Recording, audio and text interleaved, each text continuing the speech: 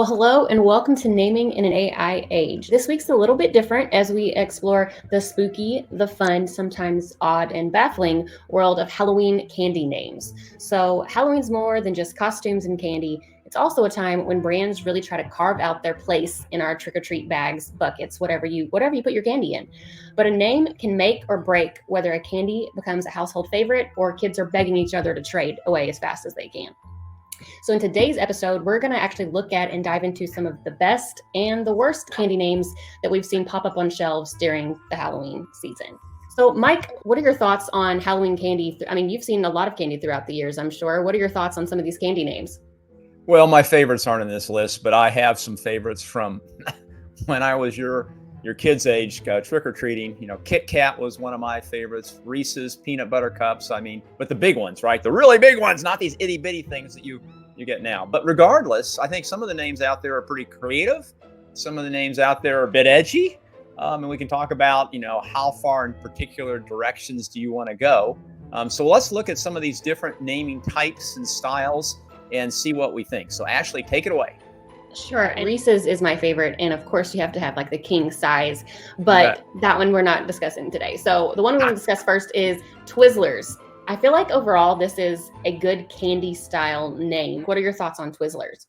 So you always have to think about who you're targeting, right? So moms are usually the gatekeeper, or dads are, in terms of buying candy. And then when you're trick-or-treating, the kids, often will trade amongst themselves after they've been out for a night or they've gone to the fair at the church or whatever it is, the community center. And so it's like you've got this mixed target. You want something that isn't so offensive or so out there that mom or dad will say, no way. But you also want something that's sort of fun and zany that the kids will like. So Twizzlers to me is a nice balance, right? It's got a bit of fun to it. It's sort of fun to say. Even if you can't say it exactly right, if you're talking about a younger kiddo, it still sort of looks cool on the package.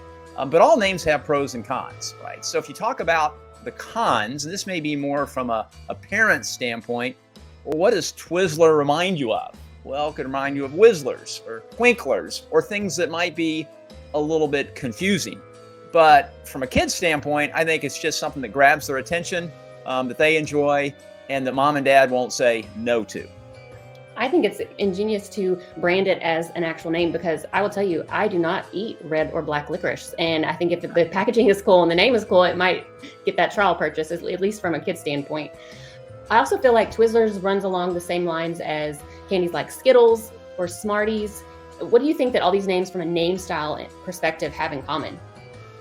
Well, names that are short enough to fit on package and that are hopefully easy enough for the kids to pronounce, or at least that they're going to want to pronounce, I think is important.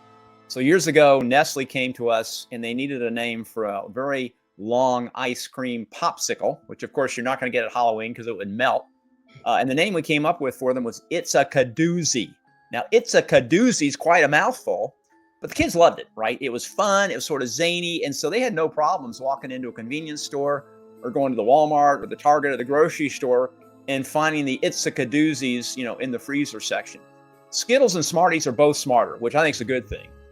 Skittles is fun and playful, and I think once you see the story and the graphics and everything wrapped around it, it really comes alive. Smarties, though, just inherently has more of an attitude, right? And so it's a little bit irreverent, right? Like, oh, I want to be a smart aleck, right? Maybe parents might raise their eyebrows at that, but it's not so telegraphic of that parents would be offended necessarily. And you could also say it's a wise decision, right? Mom and dad might like it. Yeah, you're a smart kid, so you want Smarties. So it has meanings on both sides of the fence, which maybe makes it interesting.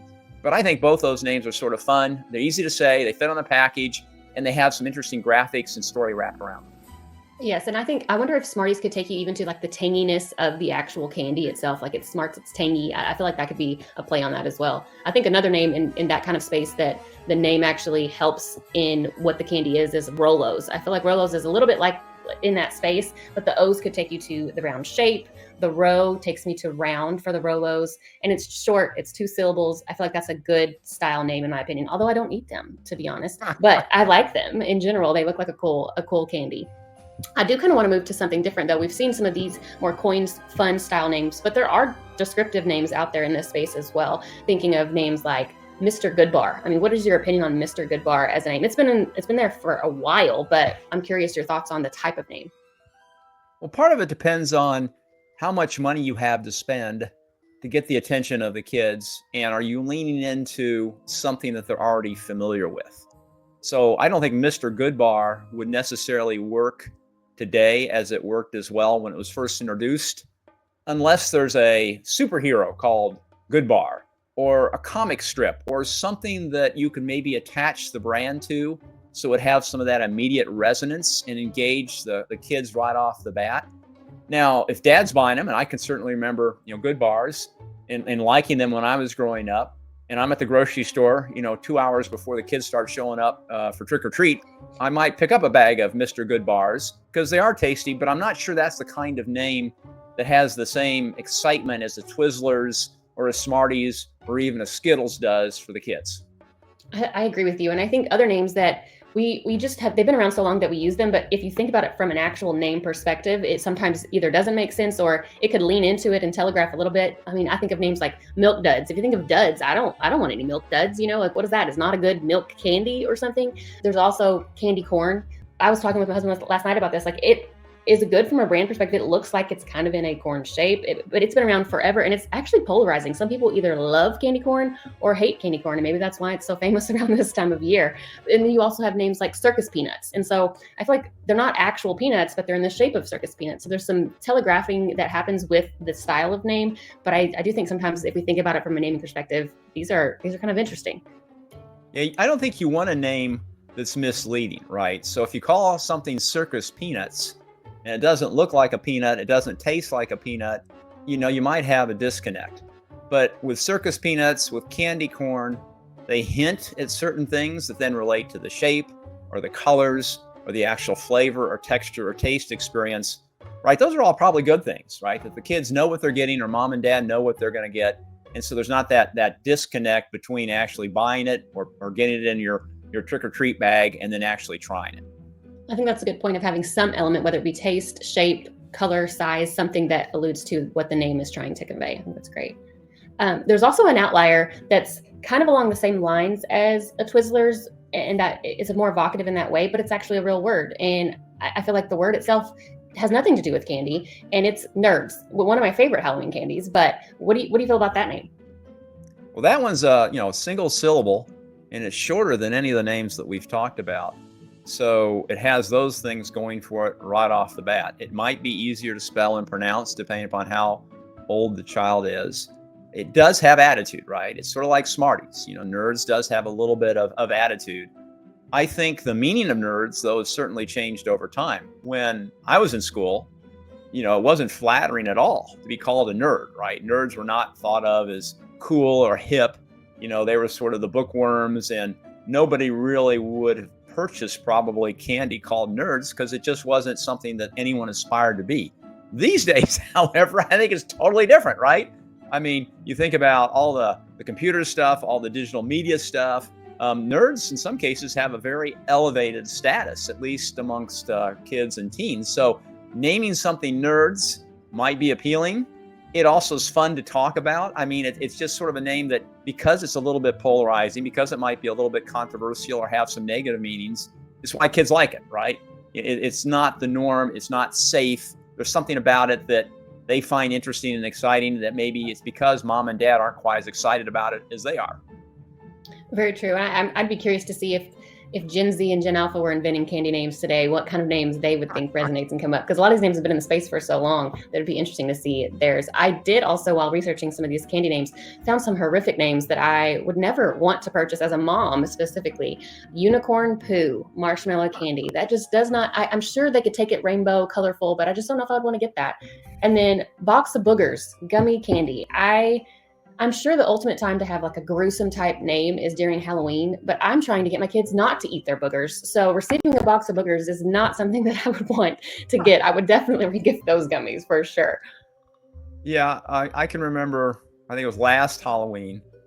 I have a 5-year-old granddaughter and an 8-year-old grandson, and they were really into all the poo stuff. And there were all kinds of things, from edibles to other things that were related to poo or had poo in the name. And I just thought it was gross. Yes. But they thought it was hilarious. And because it was gross, right? Because they knew it wasn't something that mom and dad were real excited about them talking about is why they and their friends thought it was so interesting and so exciting and so fun to talk about. So, I think it's a balancing act, really. If you really are not that concerned about an overtly negative or offensive or derogatory meaning, and it's just being done in good fun, I think that's where a lot of the brands are going. They don't want something that creates strong backlash from parents or that's politically incorrect.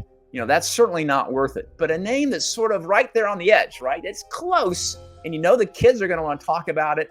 Maybe that's okay. So it's worth testing, right? It's worth testing some of these names before you actually do a national launch and just trying to get a read from mom and dad and from kids as to, well, are they really going to work or not?